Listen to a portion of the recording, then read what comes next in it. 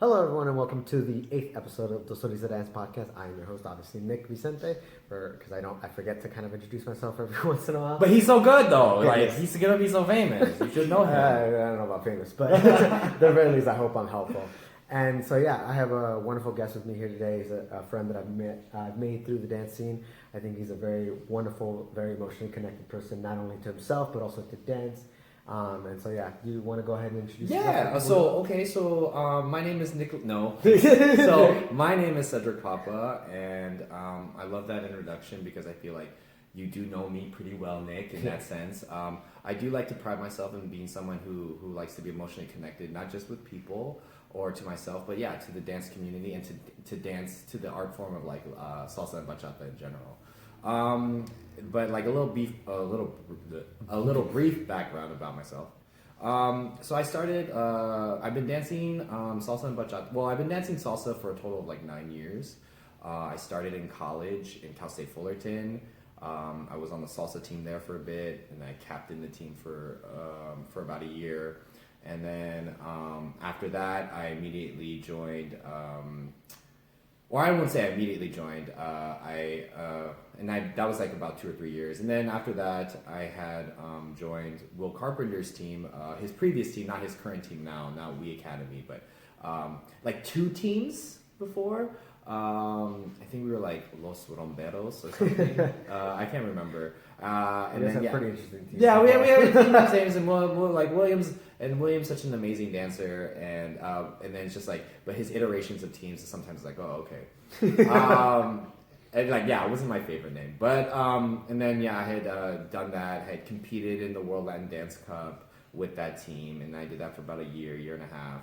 And then after that, I decided to get into bachata, and that was about 3 or 4 years ago. And then someone told me like, oh, if you want to get into bachata in Orange County, because primarily I'm an Orange County dancer, you should go check out Rhythmic Fusion. And for about the last 4 or 5 years, I've been like a kind of like a main dancer in Rhythmic Fusion, starting from the lowest of the low to now kind of like participating in their like advanced team and stuff like that. You're even helping with teaching. Now like sometimes like I assistant direct or interim direct for the team and whatever it may be. In that brief time, I started like small like dance projects, small teams. Called Funk It is like if there was like a short stint where that happened.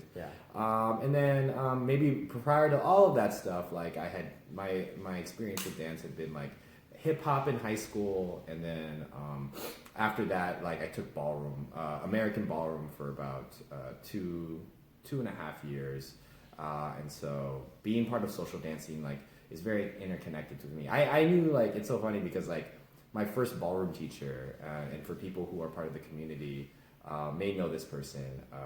My first ballroom teacher, like after I had left, like the staple studio of Arthur Murray, was Joe Quinones.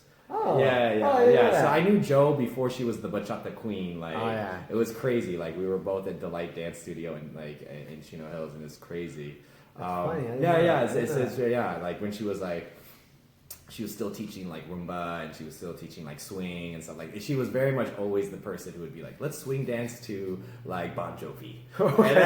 So like some things never changed. So it was great to be part of that journey. And if I've been in the social dance scene for a bit, so you might have seen me, and if not, I would love to meet you. And I would love to have a dance and stuff like that. He's a great dancer, like, honestly. He's good. Those years really show. I honestly think I love seeing you dance. Like I think you're a really great dancer, actually. Oh, thank you. And I really like, and I just I think I really do enjoy it. And I think that's something that's really important to kind of see and stuff like that. But yeah, when it comes to your dancing, like what, like obviously, what do you dance because it's more of an escape thing, or is there something you really get out of dancing? Oh yeah, outside that's a great question, because recently I've been thinking about like what the meaning of my dance is. Yeah. And so I realized that when I'm dancing, especially social dance, it is about 2 things. It's about my expression, like my ability to fully express how I'm feeling in connection. And then the second thing is about connection. Yeah. And it's like connection to the music, connection to my partner, connection to like the movement and the step and all that stuff. Like to me, like the fundamental thing about what makes like our community so great is that truly embedded in it is this idea of connection. Yeah. Like it's not really like a byproduct. It's not something to be said. It's something that is so necessary for you to even move forward in the movement. And I think it gets more ingrained later on. I feel like we were lacking that a little bit. But at the very beginning, it's very much okay. Here's my steps, looking down at the ground, and like I'm a robot. This and like it's okay. That's everyone's beginning, and that's totally fine. Like I was very much that same way. I remember like I couldn't. Sometimes you would lose count in step, like your teachers are saying count, and then they'd be like lift your feet, and I'm like, all right, I'm just gonna look like I'm marching in class. You look like a robot. And I use that same technique today. Yeah, because like because I teach salsa, and I'll still use it like it's okay to march your feet, like and I think that's really cool because sometimes it's like for teachers, like because specifically dance teachers, I know you've kind of like sometimes talked about it in your podcast. I think it's really important, like this concept of teachers coming back to their fundamentals and really understanding like the clientele that they came from. I think it was Peter who talked about this, like the etiquette, and like understanding. And I was like, like that's so important because one, you have to really build a culture that makes like that is one welcoming, but two that is like the best representation or what we could build as a better representation of our like community. Not only that, but also as you grow, like there's things that you realize that like had I learned these earlier, I would have probably been I could have learned these things faster and things like that. So it's like almost thinking like especially when you become a teacher, I think it's a good mentality to have like. What would first year me would have needed in a teacher? Right. Like person who has no idea of dance me, like what is salsa me? And like it's like catering to that audience because there's so many different reasons for why someone ends up in your class, like in your dance class. And it's important for a teacher to not just ignore them. Like, there are teachers that I know that are very like good at what they do. But they're not very good at adapting to what's like required maybe of like other people that they need. Yeah. And it's tough because they can't envision for some reason why like a different reason, a different level, a different whatever maybe. I have this concept called dance bias. Dance bias? It's like so like a pro teacher, right? We'll go in and they'll be like, I'm gonna teach this beginner class. Mm-hmm. But because they're so pro, right? Things that are easier to them now would not be something that someone who's very new to the dance would be going. So their experience biases them to their ability to create movement. Yeah. So they're like, it's like they're like you think like something as easy maybe or quote unquote as easy as like okay let's do a rock step to a right turn and then we'll do like a Susie Q and they're like no. That's when you get a class and you look at like you look at the stage where they're teaching and you look at the crowd and you just tell there's like, something that's not happening. And it's like but in those moments I think teachers like you have to remember like I think students aren't the only ones that are supposed to be learning something in that class. Like teachers have a moment to learn from themselves like what works best in reflection from the students, and that's how you're gonna grow as an educator in dance or just an educator in anything.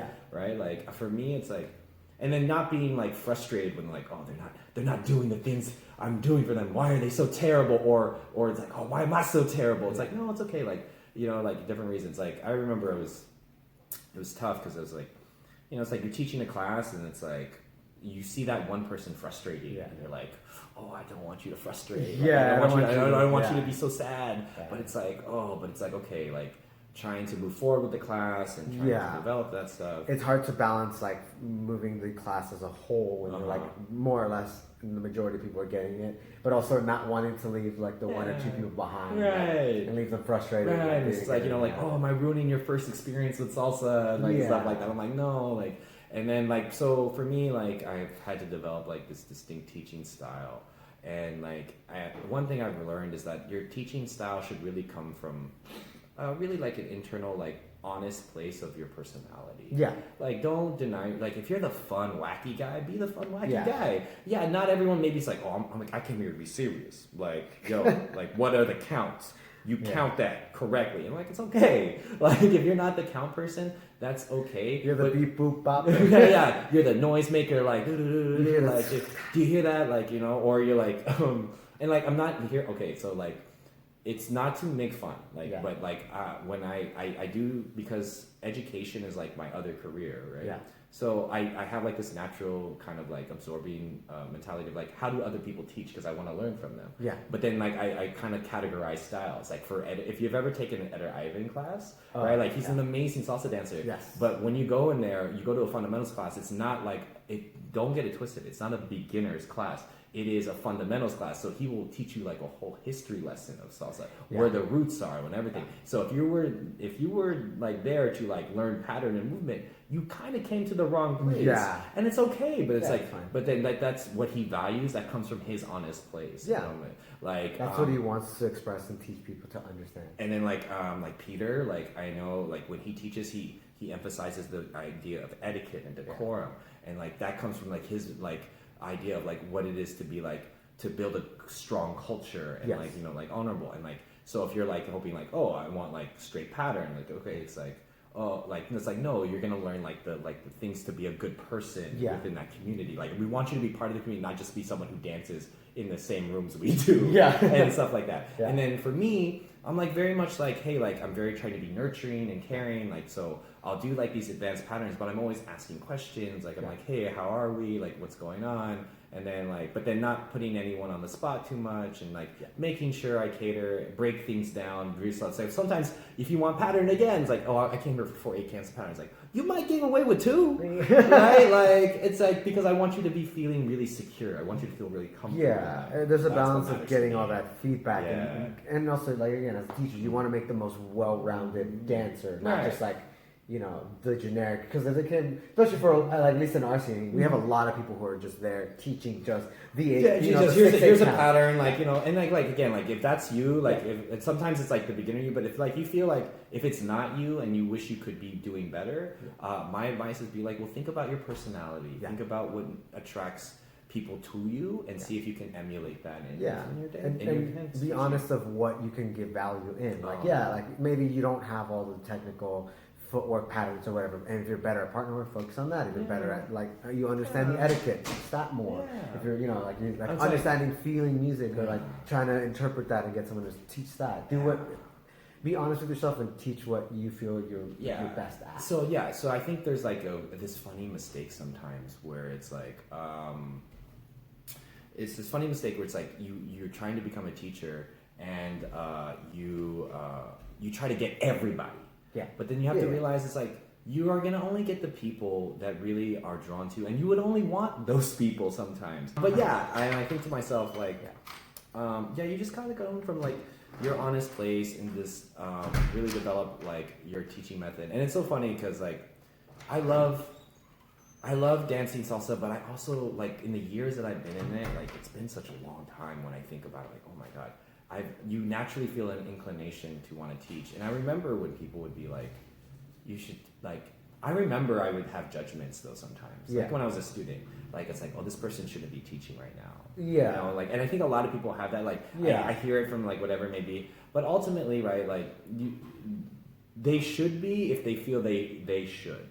Only because like, then they'll learn. Yeah. Right? That's like learning through practical experience. Yeah. I know we brought that up not that long ago with another guest, but and even in that moment we were talking about it, there is that conflicting, like, they want to be a teacher, but, you know, no one starts off being a good teacher. Yeah, right. Like some random freak who understands. It's just like, bam, you know, like I got it. But I mean, some people are very talented at communicating and doing that. So, and that's great for them. They don't have to struggle with that learning process. Right. So I know, and I'm learning to be less judgmental of people when they're struggling on the first, like, learning to teach, because that is a skill. That's a skill in and of itself, right? Like, and like, I think I always really like the teachers who, I mean, I don't like necessarily, it's not that I don't like, but I can see how people would not like prefer like the overly apologetic teacher. Like, I'm sorry I did this, I'm sorry I did that. But like, I do like the acknowledgement, like, hey, like this is my first time teaching, or like I'm very still new to teaching, so if you guys can help me out, like, you know, like, and so it's disarming to a situation. So like for new teachers, I would just say, like, if you know you're new, acknowledge that you're new. Yeah, give them that context to know, to give you a little bit more room, to learn, and you know. Yeah, it's like it's all, and I really want to believe in this idea of like, it's a collaborative effort. Yes. It's not me dictating. Like, I'm right, you've been wrong.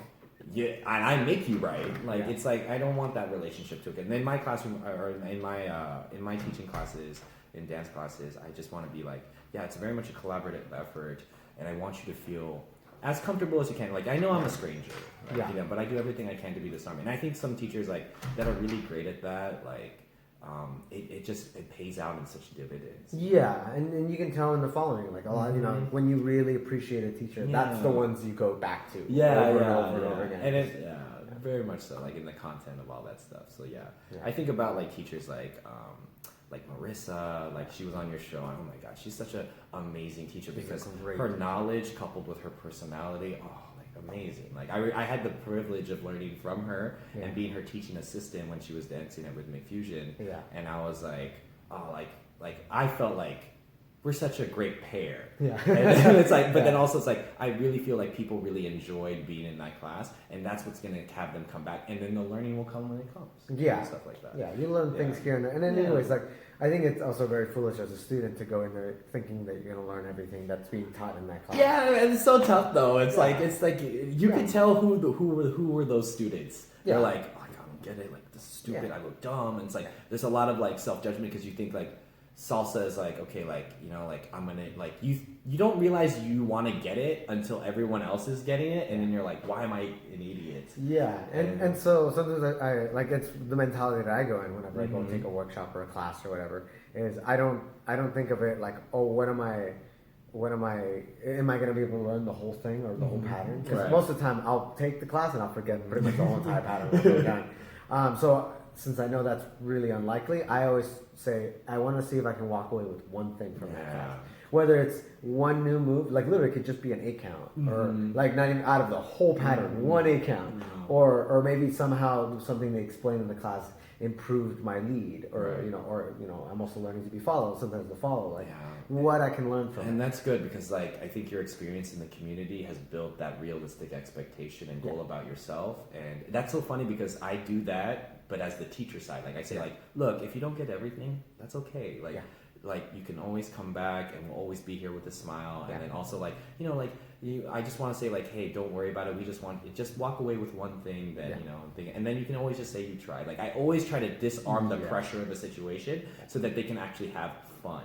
Yeah. Have fun in the learning. Yeah, because I can like, I understand. Like imagine if it's like, I always imagine like someone brings someone for a first date and they're like, okay, like we're going to go dancing and we're going to take a dance class together. And they're like, how to dance, like, and this is someone I like. I don't want to look like a fool. But then if the teacher's like, hey, like let's all have a good time, it's like no worries, and then you're like, hey, like I can be more relaxed. And I felt essentially like, oh, that date went well because of me, and so you're welcome, to your lovely happy life with that person. But I just think I really want to like be considerate into that sense, and that's where like now most of my effort in my dance experience has kind of been. But I mean, I'm recently like I had been in like I was going social dancing. Like anyone who's been on this podcast has been social dancing like at least 2 times, 3 times a week. There's points where you're like, let's try to do every day, see what's up. I feel like a lot of us will PCH Mondays. Let's go to like Tuesdays and like when it was like Envy or Legacy or whatever. Wednesdays I'll go to like a comic or something like in Orange County. Like just like I got my places, you know. And I was doing that so early on in my dance life, and I feel like that's what helped me grow because it's the most obvious thing, right? Like in order to get better at something, you have to keep doing it. Yeah, the more you do it, the more work you put into it, the faster it'll come. Yeah, and then the thing about that then is like what I try to answer in the question is like what keeps you to keep doing that thing? Yeah. What like is it fun? Is it like discipline? Like, like do you need to have an expectation and then you gotta like, are you the person who needs to run 4 miles and only in a blank amount of time? Or are you the kind of person like, I just need to feel good when I'm running? Yeah. You like, what's your goal? Yeah. Like what's your goal in the dance? Yeah. And like, I think to myself, like for me, it was very much like that expression, right? That extension. I felt like I was connecting to the music and I was doing so well. And to me, what I love about social dancing which is so weird sometimes I don't see in others. Yeah. Which I feel like is weird that I don't. Is that like I'm connected to the music, right? And then I'm trying to like give my energy to that other person. And then when that other person like reciprocates that, that's where the juice is, you know? Like that's where it's like when you guys are feeling connected and having fun and relaxed and into it, like that's the moment that you want to be. I really feel like this is a funny thing about me. So it's so funny that you say like I'm a good dancer, because sometimes I really don't think I am. I just think I smile a lot.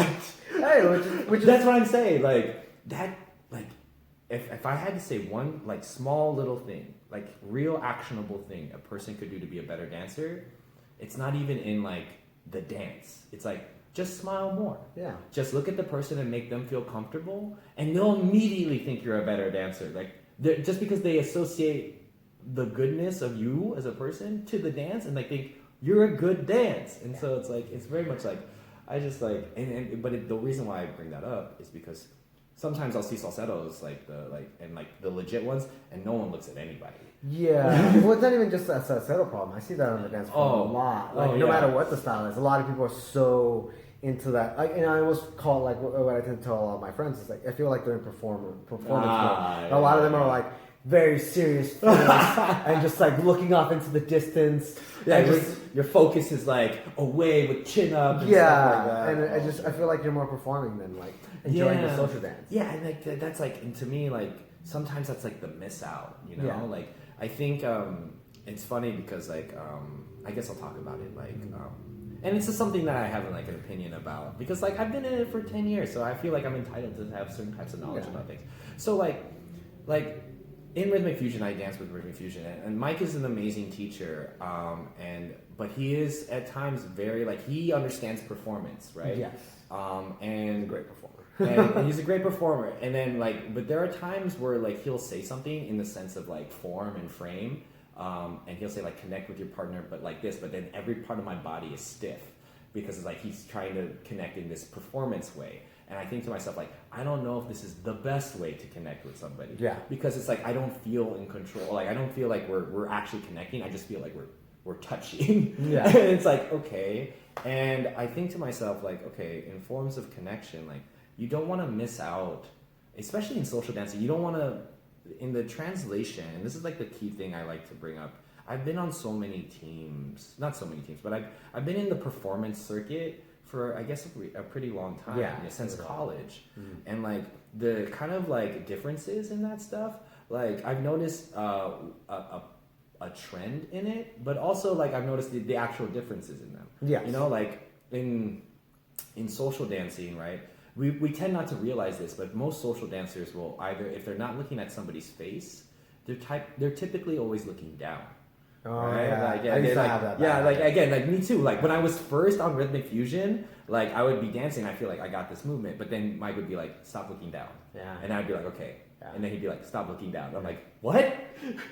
I swear I'm not looking down. I can see everybody. And I'm like, no, you're looking down, man. Yeah. If you can see your feet or the floor, you look down. Yeah. And I was like, okay. Yeah, Peter got me on that all the time. Well, that's like the social, right? Like, no, like, because like I think we're not used to like such intense eye contact in a social setting. Yeah. Right? We're not going to be like looking at you like what's up? Yeah, and I understand some of the holding yourself back because you feel like, what if I come off as creepy? Yeah, right. It's like you develop these behaviors, and then you don't realize that you had this habit like of just being courteous and nice, and like, and again, like at first I was like, dang it, like I'm so stupid, but then like eventually like you learn to find yourself in a good in-between, I think. Yeah, right? Well, I think another thing people have to understand is like it's pretty intent is very clear, especially when you're dancing. So when you're staring at somebody and you're just ogling them, it's pretty obvious. It's fairly obvious. You don't even have to be the person walking eyes to this person. It's like, okay, what's up? Chill with those eyes. But when you're genuinely connecting, making eye contact, being happy, showing that you're really enjoying the dance, it's fairly clear. Yeah. And I'm coming from this where I smile like nonstop. That's why I'm telling you, like it's like you're in you have amazing movement, but what people really like, I think, and you're an amazing dancer, but what's an added element of your amazingness is that you make it seem like you're having an amazing time. And it's funny because I know somebody brought that up recently. I don't remember if it was for the show or just somebody actually personally asked me. It's like whether I'm faking that a lot of the times.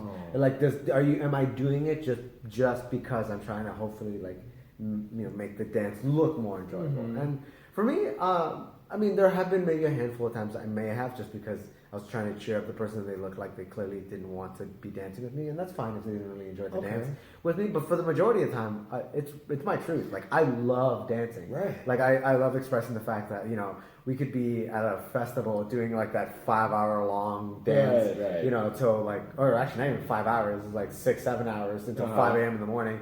And everyone's like, "Oh, I'm dead," and I'm just like, I'm like halfway. I'm like, I love this again. Yeah, and I love this. That's what I'm saying, and that's what people, that's what performers really need to learn. I think, when we see performances, and I'll be honest, like I'll look at performances in salsa, like or in bachata, and I'll be like, okay, like there's the technique is there.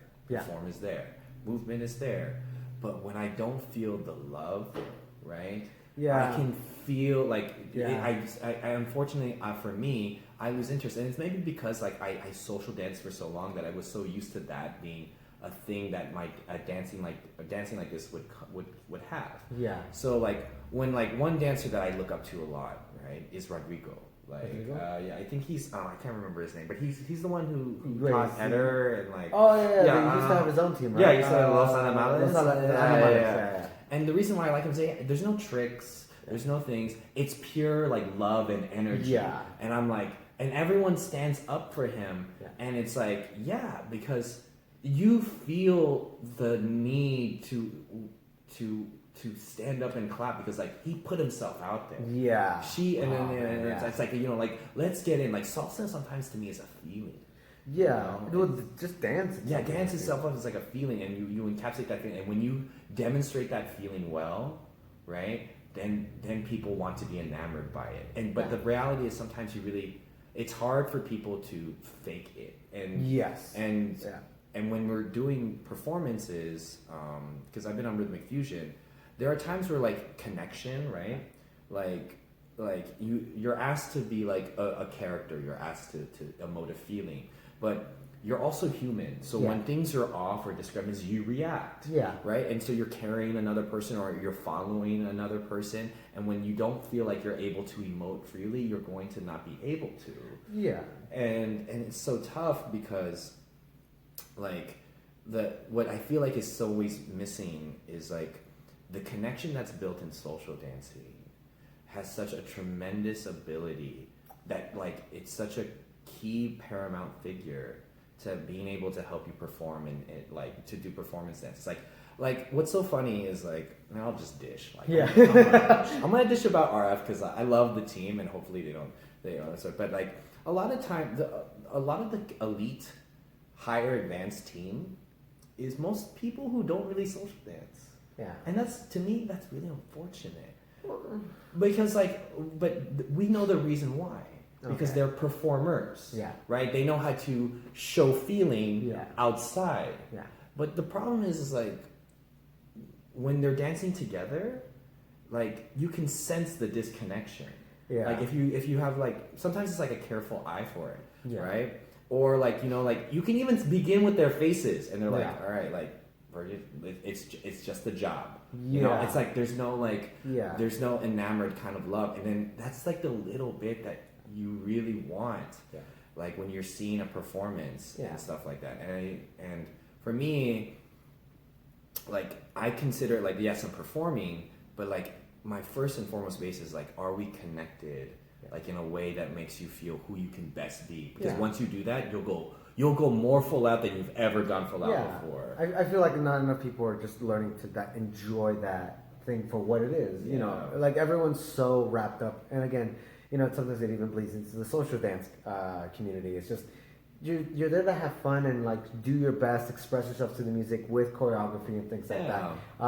But everyone's so focused on I have to look good, I have to do that. These are the steps. Some people don't sometimes understand that you're human. Mistakes happen sometimes on the stage. It's okay. And honestly, like when I see mistakes like that, unless it's like something that's like very horrible and like somebody's injured themselves. Yeah. If it's just like a minor mistake and like a lot of times we can't even tell. Like so I've seen some of these. Like if you commit and you show more love to it, it's like who cares? Nobody cares. We had fun watching you. In fact, I've seen performances that aren't even technically like super like great, like as, you know, better than some of like the higher end teams. Right. But again, just like you mentioned with Rodrigo, like when you see them having fun, you're like, this is a wonderful performance. Yeah, they could literally have their pants down and then someone vomited on the stage. And they would, and if they kept dancing the way they're dancing, everyone still would have replied. And like the funny thing is, I think about this, like, and this is for anyone who wants to be a performer, right? Yeah. Like, here are two things that I've learned. Like, one, no matter what, everybody claps at the end. Yeah. Right. So everyone's there to support you. Yeah. Right. No one's gonna boo you. It's not the Apollo Theater. Yeah. You respect the hard effort. Yeah. You respect the hard effort. Yeah. You're gonna probably beat yourself up. But here's the other thing that people really like, and it's something I learned. It's something that I best demonstrate through the analogy of SNL. Like, you know, Saturday Night Live, like they have those sketches, but then sometimes somebody messes up or someone laughs, like in the middle, and then but what happens is like it's not like the crowd, the audience is like boo, boo. Yeah. They just laugh with them. Yeah, they're like, you know, like that's an honest reaction. It's like okay, and then like they think the scene is even funnier, even better. So sometimes mistakes can even like once you like when you make a little mistake, but if you go in harder or if you kind of release that pressure that mistake was trying to like kind of like break out of, you might even evolve into a better performance than if you had not done that, because you're so constricted, so scared. But once it like, well, I made the mistake now, like let's just go, let's just go, who cares, like I don't care anymore. And then you really start to see something open up and unfold. So sometimes people think like mistakes are like you don't have mistakes, but it's like sometimes it's like mistakes can be the path to even a greater performance than you ever imagined. And that's something important for people to know when they go and they put so much pressure. I can't make mistakes. I can't do this. Like, that's okay. Like, do your best so you can. But ultimately, if a mistake happens, you'll recover. You go, and then people will clap even harder for you. Yeah. Like I know, like they're like nip slips sometimes, or like costume malfunctions, or misconnection, or like whatever. But then they get back up and they go again. They're like, the crowd is just like, yes, you got this. Like I feel like that's even more of like I would applaud more in that moment because you're like, you got this. Like don't worry about it. You go harder. Yeah, I remember I messed up at LABF one time, and I was like, well, where am I? And then, you know, like my partner saved me. And I'm like, you know what? And I slapped my thigh and I'm like, let's go. And then people are like, yeah, let's freaking go. And I'm like, yeah. And I was just like, that was a great moment. Yeah. I wouldn't change it for the world. But that moment could have only existed if there was mistakes, you know. Yeah, and not judging yourself for when you do it. Just roll with the punches. Just keep going. For sure. The show goes on, as they say. Yeah. And I think there is to be something to said about like the connection and the expectation of all that stuff. So well, I mean, just like going back into like the social dance and like the difference between the social dance and the performer and stuff. Like, like there's definitely things that overlap, and you can definitely learn from doing one and then going and doing the other. You can always learn more from understanding the other side. So you know, but I mean, do what makes you feel comfortable. You don't have to be the greatest performer. You don't have to be the greatest social dancer. But whatever your goal is, whether it be a better performer or a better social dancer, just know that there's more to learn and to understand where another person's coming from, and not be so judgmental about it. Yeah, like you gotta really forgive yourself for sometimes the mistakes of your journey, because they're lessons. Like I think there's something to be said. Like I think you and I will both agree. There's even value in failure. Like, there's and when you realize that, when you realize that you didn't reach a per se goal, that there's value in that still. Like, so what? You didn't reach your goal, but you reached something. Yeah. And what does that tell you about yourself? And like, what do you feel like you could do differently, or do you even want that goal now that you've come to realize? And there's value in that. Once you do that, like you don't become afraid to make certain choices. Yeah, and it's okay to understand that as you're like learning and going through this journey, that you may never be like dancing as quote unquote great as like the idols, right? Your idols or whatever. Whoever salsa bachata Renata for like it doesn't. That doesn't matter, and just being comfortable with being like, this is who I am, this is how I dance, this is what I can give to this community, and this is what I get back for doing these things. Like, this is what matters to me. And just not feeling bad for doing that. Like, I have for example, just for my personal case, I don't care about being a great performer. I don't care about learning to do flips and tricks like that. That's just not what I value in my dancing. I think, honestly, I really do believe, though, like, you're a great performer. Like, is that weird for me to say to you? Well, I mean, Like, I maybe you haven't never performed very much. So. I don't think maybe you've never thought like as yourself as like a great performer. Yeah. But I think you're a great performer. But I think people think performance is like only situated in like stages. Yeah. I think when you've seen it too, like when people watch another person dance and they're like, yeah, and it's like you're performing still, like, Yeah. like, but the objective is not to. But I think the difference, right, is being like, when you're performing, you're there to impress other people. Yeah. When you're social dancing, you're there to connect with the person, right, and then maybe impress them as well, right? But what I think you do is that you do the social connection so well that it permeates through the audience and whatever it may be. And like I've seen you in Los Amigos, and like you perform, and there's this, you're right, like the distinctive elements of you help you shine in like moments like that, and it's like that's really, really great because I think I never even thought of that. I feel like I'm the weaker link in the Los Amigos. No. That's the thing. Is like it's like this comparison, right? Like because this is something that I want to talk about too. Is like one of the reasons why I haven't been part of like the social dance community is because I decided to make a really big pivot in my dance life. Okay. So I decided to pivot into urban hip hop dance. Okay. And so that's like the hip hop dancing of like GRV, like Brotherhood, like that community dancing. Like it's so crazy because like I feel like I'm walking in between two worlds. Yeah. And in doing so, like what I've learned is like in that world, right? It's more accelerated, but it exists in our world too. Is this idea of like, it's not comparison for the sake of, oh, he's better or he's worse. It's like when you're on a team, you don't want to bring the team maybe down, or you feel like you're breaking cohesion of the team, or you're not picking up as quickly, and whatever it may be. And then so the comparison is not like, oh, like they're better than me or like whatever. It's like I feel like crap because I'm letting my team down. Yeah. And it's like, and that's when you know it's like that's a tough place to be in, right? And you work to those elements. But I never really felt it the worst except when I was in like this urban team. And it's so crazy because my dance journey, like the one thing I did not mention is that for the longest time I've loved hip hop. Like I loved hip hop. I love dancing hip hop, and if you've ever seen me social dance, you can tell there's elements of like hip hop in it. And I'm just like, I love that groove. Like I love that station. So one day I was like, you know what? Like, and after I had finished doing my project for like my temporary project, I looked at myself and I was like, you know what? Like I like it. Like I'm glad that I did it, but I want to be able to give it more. Like I want to develop it more. So I decided to transition. And I decided to take more hip hop classes, and then I met this guy, the teacher at one of the hip hop classes. His name is Mitch, and he was like, I had never seen anyone dance like him before, but not just that, but also like the way he spoke about dance really compelled to me. And so one thing led to another, and eventually I ended up on his dance team, which is called Outer Class, and it's been crazy because my original objective to go back to go to urban hip hop was to take all of these amazing elements of urban hip hop, like the way they textured, the way they executed, the formations that they developed, all of those things, and transplant them into our scene.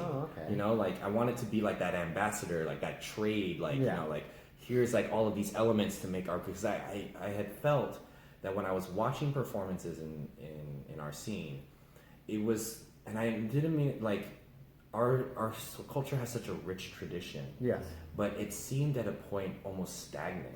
Yeah, I have definitely felt it. Especially in the performance scene. Yeah, in the performance scene. Like, and it just felt like it's tough because, like there's a love for salsa there, but sometimes performances don't show that as much as I wish they could. Yeah. And then you can only watch someone go super hard in salsa for so long. Like after like a 1 minute routine, you're like, it's like, okay, like people even think like, oh, this routine is too long. It's too long. To say that phrase, it's too like why are we saying that? Like, because it's like the energy in salsa specifically, and bachata is a little bit like easier because it's a little bit more like texture up and down. But salsa is like, what we see is like this just go go go go go go go go go go go go go go go go, and you're just like you run out of energy, Yeah. And just like you can only be enthused for so long, Yeah. and then you hope for something to change or to swap or whatever it may be. But I had seen like this thing where it's like it's just very flat, very conditioned, and it's again, it's not to say it's easy. Yeah, by all means, it's not easy what they're doing. But to my sense, it's like, is there more that could be done? And I looked elsewhere. Well, thank you so much. Oh my gosh, Nick, this is great. Thank you so much. Thank you so much. I really do appreciate it. Of course. And before we wrap up, I always like to ask every guest on my podcast to have a question that you'd like the audience to either think about or even reach out to us to answer anything off the top of your head. It could be something simple or super direct. Okay, all right. Okay. Let me see. How would I phrase this? Like, okay. I guess the question maybe I'll ask is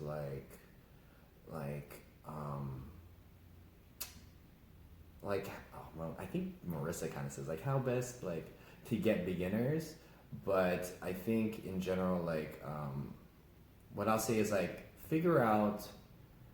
I guess the question I'll ask is like what is it that you really kind of love about what do you feel when you dance, and how do you want to develop your dancing through that? So okay. I would just be like that. So like, what do you feel when you dance? Like, what do you want to, like, I'll say this, like, if you want to impress, okay, you impress, then that's how your movement's going to be, right? If you want spectacle and fame, then you join a team, right? If you want just connection and chill, right? Maybe social dancing is for you, right? Like, and for all of those reasons, right? Like, like find out what your reasons are for dancing. And then once you do, your dance path will be there and it will be awaiting. And just know that. And I think one thing I would just say is like, do your best to protect your love for dance. Yes. Because I think that's really, really like, there's nothing quite like that feeling. Yeah. Yeah. And so, like cherish it, and use it when you can. Don't let expectations of what you should or shouldn't be, either in dance or maybe outside of dance, hurt that part of you. Because that is once you realize you love it, like you shouldn't let people like take that away from you. Yeah, because that's yours. That's yours. And it's very much like, and once you have it, it's such a beautiful feeling to have. And do your best to show it off and show the world and do whatever. But do that. So there you go. That's the question. There you go. And thank you so much for that. And for everyone who wants to continue following you, like I know you have your own podcast. Oh yeah. So I also have a podcast, and the podcast is called Creative Emotions. Exactly how it sounds, Creative Emotions. It's founded by my friend and co-host Alex Lee. So if you're looking for that, and the podcast is roughly about the way it's designed is to talk about particular emotions that we have in our lives and what they mean in our lives and whatever it is, and just having cool conversations. Again, our most recent episode is going to have Nick on it, so listen to him, and he's such an insightful guy, and we were so happy to have him. So, and again, it was my honor and privilege to be on this podcast to talk about the community. I think what you're doing here is really, really important, and I feel like out of all the people who should do it, you're that guy. Like you are. You're just like everyone. You can definitely. Everyone feels comfortable to talk to you, and you do whatever it may be. So this is amazing. This is really great. And I'm again happy for the opportunity to be here. So if you're looking to to follow me on a podcast, it's Creative Emotions, right? But if you want to just chat or discuss either about the community or about emotions or whatever, like your dog or whatever it may be. My Instagram is papacedi88, so it's PAPACEDDY 88, right? And so if you're looking for me, just DM me and let me know what's going on with your life. And you also have your Instagram page for your Creative Emotions. Oh yeah, so there's Instagram Creative Emotions, so it's creative __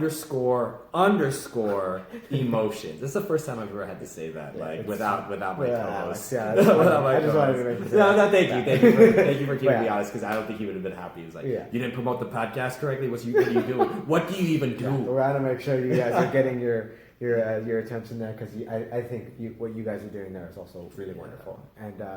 I definitely feel like all of you can get something out of that. So yeah, thank you so much for the Of conversation. course, Thank you dude. for everyone who's watching and listening. Thank you. And you'll see both of us on The dance floor. You damn right. Bye.